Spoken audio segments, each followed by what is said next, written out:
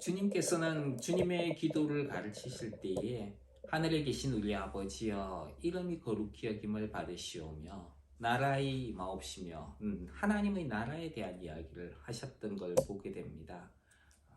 이 하나님 나라라고 하는 것은 성경에서 아주 중요한 주제 가운데 하나입니다. 사실 성경을 관통하고 있는 주제가 예수 그리스도인데 예수 그리스도를 통해 가지고 무엇을 하기를 원하느냐? 하나님 나라를 이 땅에 세우기를 원한다 하는 하나님의 의도를 보게 됩니다. 그래서 예수님은 이 땅에 계실 때에 계속 하나님 나라에 대해서 이야기를 하셨어요. 그리고 십자가에 못 박혀 죽으시고 살아나심 이후에 이 땅에서 약 40일 정도 계시다가 하나님 우편으로 올라가셨다라고 했는데 이 땅에 계실 때에 제자들에게 그 40일 동안 계속 하나님 나라에 대한 것을 말씀을 합니다. 그래서 주님의 제자들은 예수님의 그 이야기를 들으면서 그러면은 주님 이스라엘 나라를 회복할 때가 이때입니까? 라고 물어요. 제자들의 생각 속에는 이스라엘이라고 하는 것이 하나님 나라라고 생각을 했습니다. 근데 예수님은 그것이 때와 기한은 이스라엘을 회복하는 것은 그건 하나님의 뜻에 달려 있는 것이고 하나님 나라와 이스라엘은 사실 좀 구별을 두어야 될 필요가 있습니다. 이스라엘을 많은 사람들이 하나님 나라라고 오해를 하는데 그것은 하나님께서 세상 가운데에 하나님 나라가 무엇인지를 알도록 맛을 볼 수 있도록 세상 가운데에 두신 모형 가운데 하나지 그것이 하나님 나라는 아니에요. 사람들이 하나님 나라에 대한 오해를 참 많이 하는 경우가 있습니다. 그래서 하나님은 사실 어떻게 하면은 사람들이 하나님 나라를 잘 알 수 있을까 해가지고 세상 가운데에 그 하나님 나라에 대한 모형들을 세워 놓으셨어요. 그래서 그것을 통해 가지고 하나님 나라는 이런 것이구나 하는 것을 알 수 있게 맛을 볼 수 있게 해주셨습니다. 특별히 이제 성경에서 이 하나님 나라의 모형을 우리가 보게 되는데요. 제일 먼저 하나님께서 보여주신 것은 에덴 동산이에요. 세상을 창조하신 하나님은 이 동편의 에덴에 동산을 만들게 됩니다. 이 에덴은 성경에서 뭐라고 이야기를 하느냐 하면은 보기에 아름다웠다라고 이야기를 합니다. 그리고 또 거기에는 보기에 아름답고 먹기에 좋은 나무들이 자라고 있었다. 그러니까 식물들이 아주 풍성하면서도 먹을 게 많은 그런 이제 동산이었다는 거예요. 사실 부족함이 없는 동산이 에덴 동산이었습니다. 거기에서는 사람들이 하나님을 직접 만날 수 있었고요. 그리고 거기에서는 육의 필요들 그리고 영적인 필요들을 동시에 다 만족을 할 수 있는 체험을 받을 수 있는 곳이 에덴 동산이었습니다. 그래서 거기에는 생명나무와 선악을 알게 하는 나무도 있다라고 이야기를 했어요. 생명나무는 생명을 가져다 주는 나무지요. 선악을 알게 하는 나무는 선과 악에 대한 지식을 알게 해주는 나무이기도 합니다. 그리고 이 에덴이 얼마나 풍부하고 좋은 곳이었느냐 하면은 이 에덴에서부터 강이 시작되어서 온 땅을 온 땅으로 흘러가지고 그 온 땅을 적시고 거기에서 나무들이 자라게 했는데요. 이 에덴에서 흐르는 이 강이 흘러가는 이곳에는 아주 화려한 보석으로 가득한 그런 땅도 있었다고 이야기합니다. 금, 베델리엄, 호마노 같은 이런 보석들이 있는 땅으로도 흘러갔고 그리고 그 주변에 있는 지역으로도 흘러갔다라고 이야기를 합니다. 우리가 금이라고 하는 건 잘 알죠? 금이라는 보석은 워낙 유명하니까. 그리고 베델리엄이라는 보석이 있는데 이거는 나무에서 나는 진주라고 불린답니다. 진주처럼 생겼는데 나무에서 나는 거래요. 그리고 호마노는 오닉스라고 불리는 보석이라고 합니다. 이 석영에 옥수가 혼합되어서 있는 보석인데 인장 반지라든지 도장을 만드는데 사용을 했다고 합니다. 아주 귀한 보석들이죠. 그러니까 이 에덴에서 출발했던 이 강을 통해 가지고 금과 보석들이 가득한 아주 귀한 보석들이 있는 곳으로 흘러갔다는 거예요. 그것은 에덴 동산이 얼마나 풍부하고 또 부유한 곳이었는가, 그리고 얼마나 아름다운 곳이었는가 하는 것을 은유적으로 그리고 직접적으로 보여주는 것입니다. 근데 그 에덴이 하나님 나라의 모형이라는 것이지요. 이처럼 에덴 동산은 생명이 가득했고 부요가 넘치는 그런 땅이었다는 것을 알 수가 있습니다. 이것을 통해 가지고 에덴이 그렇게 생명이 가득했고 부요가 넘치는 곳이었다면 하나님 나라도 마찬가지다 는 거예요. 하나님 나라는 생명과 풍부함과 부요가 넘쳐나는 곳이다 하는 것을 알 수 있습니다. 특별히 이제 에덴에서 흘러나온 이 강을 통해 가지고 강이 이르는 곳에 그런 부귀영화가 넘쳤던 것과 같이 하나님 나라가 임하는 곳에 부귀와 그리고 영화가 넘쳐나게 된다는 것이지요. 그런데 이것은 단순히 육신적인 것을 가리키는 게 아니에요. 사람들은 그 모습을 보면서 천국에 가면은 정말 부귀 영화가 가득해가지고 그것을 누리겠구나 이런 생각을 많이 합니다. 그리고 그래서 이제 이 땅 가운데 있을 때 돈 많이 벌고 그리고 각종 보석으로 치장하는 것을 추구하는 사람들이 있어요. 그것이 마치 하나님 나라인 것처럼. 근데 그와 같은 영화를 누린다는 것이지 세상 눈으로 볼 때의 그런 영화로운 것을 보게 되는 것이지 사실 그 이면에 보면은 영적인 부요함과 그리고 영화로움을 사실 하나님께서 보여주고자 하시는 거예요. 그냥 이 땅에서 부귀영화, 각종 보석으로 치장하는 것 이게 중요하지 않다는 것입니다. 중요한 것은 영적인 것이다. 영적인 부귀영화와 그리고 영적인 영광으로 가득하고 영적인 생명으로 충만한 곳이 바로 하나님 나라다라고 하는 것을 에덴 동산을 통해서 이야기를 합니다. 또 성경에서 하나님 나라를 예표하는 곳이 있는데요. 에덴 동산 이후에 가나안이라고 하는 땅입니다. 가나안은 하나님께서 자기 백성에게 주시겠다라고 약속하신 곳입니다. 모세가 이제 가나안 땅에 들어가기 전에 정탐을 가나안 땅에 보냈는데 거기는 젖과 꿀이 흐르는 땅이다라고 이야기를 합니다. 젖이라고 하는 건 동물이 자기 새끼를 먹이기 위해서 이제 주는 것이잖아요. 그게 많았다는 거예요. 그 땅에 젖이 흘러 넘쳤다는 거예요. 그러니까 생명들이 생명을 놓고 생명이 생명을 낳고 어미가 자식에게 주는 그 영양분이 그냥 자식이 먹다가 배가 불러가지고 그것이 다른 곳으로 흘러 넘치는 거예요. 자기 자식에게만이 아니라 그냥 줄줄줄줄 흘러가지고 얼마나 풍부한지 그렇게 해서 그것이 마치 강을 이루었다는 것이죠. 젖이 흐르고 꿀이 흐르는 땅이 가나안 땅이다. 그 정도로 풍부하고 생명이 넘쳐나는 곳이 그 가나안 땅이라는 것이죠. 또 꿀이라고 하는 것은 꿀이 워낙 많아가지고 그 땅에 또 강처럼 흘렀다는 것을 이야기합니다. 그 땅이 달콤한 것으로 가득했다는 것이죠. 특별히 이 이스라엘 사람들은 여기에서 꿀이라고 하는 단어를 이야기를 할 때에 오늘날 대추야자 있죠? 그 대추야자를 꿀이라고 불렀다고 합니다.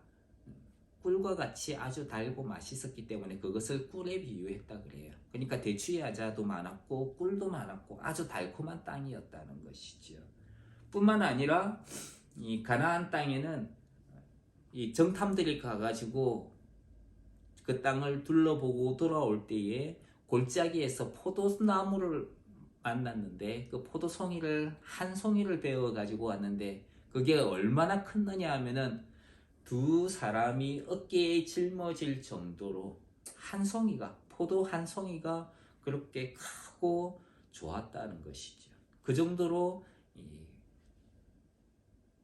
비옥한 땅이 가나안 땅이었다는 것입니다.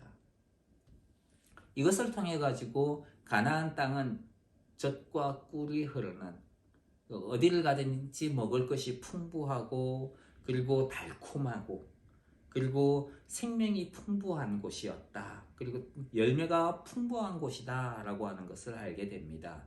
이것을 통해 가지고 그냥 우리는 육적인 것에만 관심을 가지는데 사실은 영적인 것도 한번 생각해 봐야겠죠. 영적으로 보자면은 영적인 젖과 꿀이 가득한 곳이고 열매가 풍부한 곳이라는 거예요.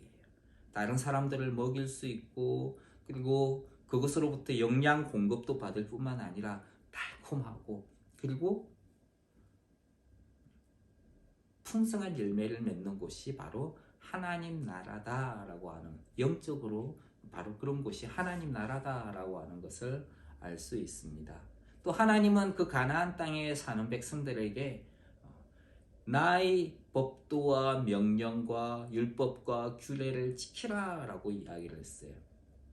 이것을 통해서 본다면은 하나님 나라라고 하는 곳은 하나님의 뜻과 하나님의 통치가 이루어지는 곳이다. 하나님의 뜻대로 사는 곳이 바로 하나님 나라다라고 하는 것을 알 수가 있습니다. 또 하나님 나라에 대해서 구약 성경에 보면은, 구약 성경에서 참 자주 언급이 돼요.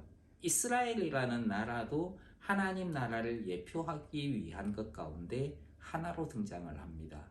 사실 그 백성들은 하나님의 말씀을 듣고 그리고 그 말씀에 순종하는 삶을 살아가지고 하나님 나라의 모범을 보여주어야 되는 곳이 이스라엘이었어요. 근데 이스라엘 백성들은 세상을 본받기 시작합니다. 그래서 세상 나라처럼 되어버리는 거예요. 그러니까 하나님 나라를 보여줘야 될 백성들이 하나님 나라보다 세상의 나라를 보여주게 되니까 결국 그 나라는 쇠퇴하여 없어지고 실패하는 나라로 끝나버리게 됩니다. 그런데 나중에 에스겔이라는 선지자를 통해서 하나님께서 하나님 나라의 모습을 다시 한번 보여주게 됩니다. 하나님 나라는 어떤 곳인가? 에스겔이라는 선지자가 환상을 보게 되는데 거기에 이제 어떤 청량하는 사람이 나와가지고 성전으로부터 1,000척을 청량하게 됩니다. 1,000척이라 그랬는데 한 척은 보통 팔꿈치에서부터 손가락 끝까지를 보통 한 척이라고 이야기를 해요. 45cm 정도 되는 것이죠. 근데 약 1,000척을 청량을 합니다. 성전에서부터 1,000척을 청량하고 난 이후에 거기에 물이 흐르는데 물을 지나가봐라 라고 이야기를 합니다. 그 지나갔더니 물이 발목까지 올라와요. 그리고 또 1,000척을 청량을 합니다. 그리고 나서 다시 한 번 더 그 물을 지나가보라 그랬더니 그것이 무릎까지 차오르게 돼요.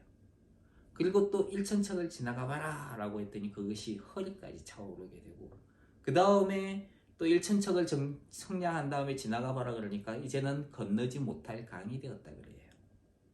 자, 처음에 어땠어요?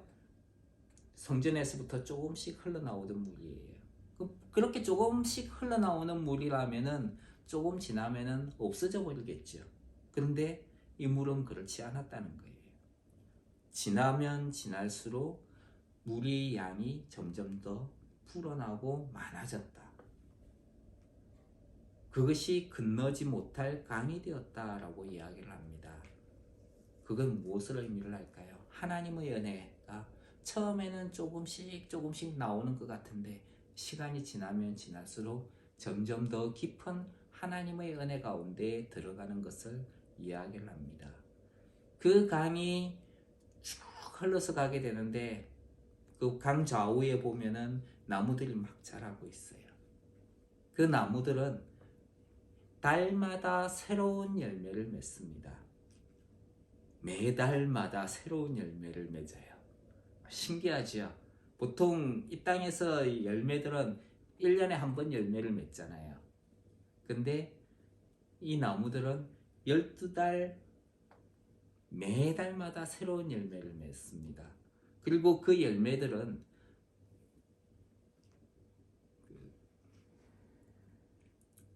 사람을 치료하는 그런 역할을 하는 열매들이라고 돼 있어요. 제가 이제 지난번 3월 말에 베트남을 다녀오게 됐는데요. 이 열대지방이잖아요. 거기 가면은 열대지방에서 아주 유명한 과일이 있습니다. 두리안이라는 과일인데 과일의 왕이라고 불리는 아주 지방 덩어리예요. 맛있습니다. 그래서 이 두리안이라는 음식에 맛을 들은 사람의 경우에는 자기 가족도 팔고 그 두리안이라는 과일을 살 정도로 사 먹을 정도로 아주 인기가 좋아요. 근데 좀 잘 사는 도시들 같은 경우에는 이 두리안 냄새가 워낙 고약하기 때문에 이 차에 태운다든지 비행기에 태운다든지 하면은 별로 안 좋아해요. 창문 다 열어놓고 비행기도 못 타게 해요. 어떻게 보면 천대받는 과일의 왕이지요. 자, 근데 이건 언제 먹을 수 있느냐 하면 이 두리안이 나는 계절이 딱 한 번 있습니다. 그때만 먹을 수 있어요. 그때 먹으면 과일도 싸기도 하고 맛있게 먹을 수가 있는데 베트남을 갔더니 그게 있더라고요. 근데 그게 과일 철이 아니었어요. 그냥 어디 보관했다가 가져온 거였는데 근데 두리안하고 똑같이 생긴 과일이 하나가 더 있어요. 그게 잭프루트라는 과일인데요. 이거는 달마다 열매를 맺히는 거예요. 1년에도 몇 번씩이나 똑같이 열매를 맺힙니다.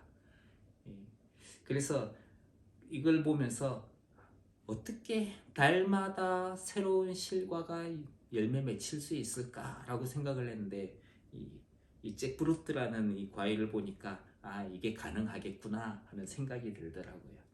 이 강물이 에스겔이 보았던 그 강물이 이르는 곳마다 번성하는 모든 생물이 산다라고 이야기를 합니다. 또 그 강에는 많은 물고기가 살아서 어부가 그 강물에서 그물을 던지게 될 것이다 라고도 이야기를 했어요. 강 좌우 가에는 먹을 실과 나무가 자라는데 그 잎사귀가 시들지 않는다라고 이야기합니다. 그리고 달마다 새 실과를 맺는데 그 이유는 그 물이 하나님의 성소에서부터 출발해서 나왔기 때문이다. 이렇게 이야기를 합니다. 하나님의 성소로부터 출발한 물이 사람들을 소생시키고 생명을 주고 번성하게 한다는 것이지요. 그것이 바로 하나님의 성령이 임할 때마다 바로 그와 같은 역사가 일어나게 되는 것입니다. 이게 하나님 나라에서 일어나는 일들이에요. 그럼 우리가 영적으로도 그 의미를 분석을 해봐야겠죠. 영적인 의미는 무엇일까요? 하나님으로부터 출발하는 것들이 처음에는 미약해 보일지라도 가면 갈수록 그 깊이와 넓이가 점점 더 깊어진다는 것입니다. 그리고 그 강물을 따라서 흘러가는 자들은 그 하나님의 은혜 가운데 거하는 자들은 풍성함과 그리고 회복됨을 경험하게 된다는 것을 알 수 있습니다. 그래서 하나님 나라는 소성함과 회복함과 치유가 있는 곳이 바로 하나님 나라다라고 하는 것을 우리는 에스겔 선지자의 그 이야기를 통해서 알게 됩니다. 사도 요한은 에스겔과 똑같은 그런 환상을 하나를 보게 됩니다. 요한계시록에서 하나님으로부터 단장을 하고 내려오는 새 예루살렘을 보게 되는데 그것이 에스겔 선지자가 보았던 거하고 똑같은 거예요. 요한계시록 21장의 11절부터 22장 5절까지 똑같은 이야기가 나옵니다. 보석으로 꾸며진 크고 높은 성곽 그리고 12문, 맑은 유리로 되어 있는 정금으로 된 길, 그리고 그 안에는 성전이신 하나님이 계시고 영광 가운데에서 그 빛을 발하셔서 그곳에는 밤이 없다라고 이야기를 합니다. 또 보좌로부터 흐르는 생명수의 강, 12실과를 맺는 나무들, 그리고 저주가 없고 항상 하나님이 함께 계시는 행복한 곳이라고 이야기를 합니다. 이 하나님께서 모든 눈물을 그 눈에서 씻겨주시고 그리고 사망이나 죽음이 다시는 있지 않게 될 것이다. 그리고 애통하는 것이나 곡하는 것이나 아픈 것이 다시 있지 않는 곳이 바로 그 하나님 나라다라고 이야기를 합니다. 우리는 그 하나님 나라를 소망하고 그 하나님 나라에 들어가기를 바라는 사람들이에요.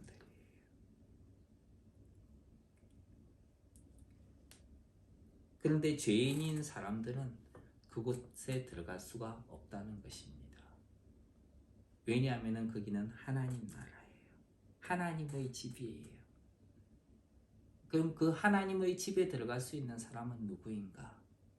오직 하나님의 가족만이 그 땅에 들어갈 수가 있습니다. 이 하나님 나라에 들어갈 수가 있는 것이죠. 그럼 어떻게 하면 하나님 나라에 들어가려면 하나님의 가족이어야 된다. 그럼 이 땅에 있는 사람들은요, 죄에 속해 있어요. 하나님에게 속해 있는 것이 아니에요. 그럼 어떻게 하면 하나님 나라의 그 풍성함을 누릴 수 있는가? 우리가 하나님의 가족이 되면 하나님 나라에 들어갈 수 있습니다. 그렇죠? 그럼 어떻게 하면 하나님의 가족이 됩니까? 하나님의 가족이 되는 것, 하나님의 가족으로 태어나야 돼요. 우리 가족이 되려면 우리 가족으로 태어나야 되듯이 하나님 가족이 되려면 하나님의 가족으로 태어나야 됩니다. 그럼 어떻게 하면 그러면 우리는 소망이 없겠네요. 네, 소망이 없어요. 하나님의 가족으로, 그런데 성경을 보면 하나님의 가족으로 태어나는 방법이 있습니다.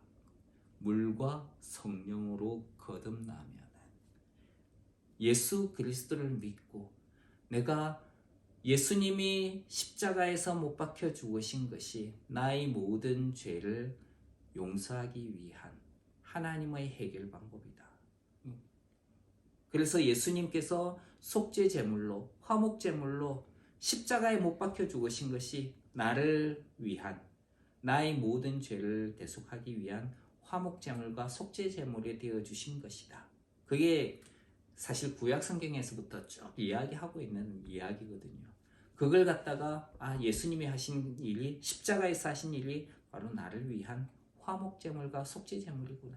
그것을 믿고 받아들이면은, 그것이 나를 위한 것임을 믿고 받아들이면은 그 사람에게는 하나님께서 모든 죄를 용서하시고 하나님의 아들로, 하나님의 가족으로 받아들이시는 거예요. 다시 태어나게 해주시는 겁니다.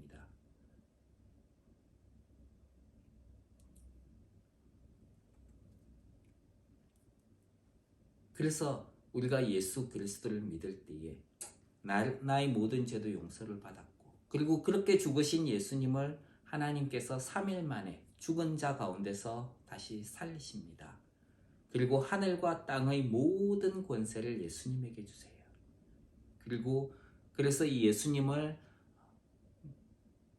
주인으로, 나의 모든 죄 때문에 십자가에 죽으셔서 나를 위한 속죄제물과 화목제물이 되어주시고, 그리고 하나님께서 살리신 이 예수님을 나의 주인으로, 나의 하나님으로 믿고 따르고 순종하는 이들에게 하나님은 하나님의 자녀라고 부르십니다. 그렇게 보시는 거예요.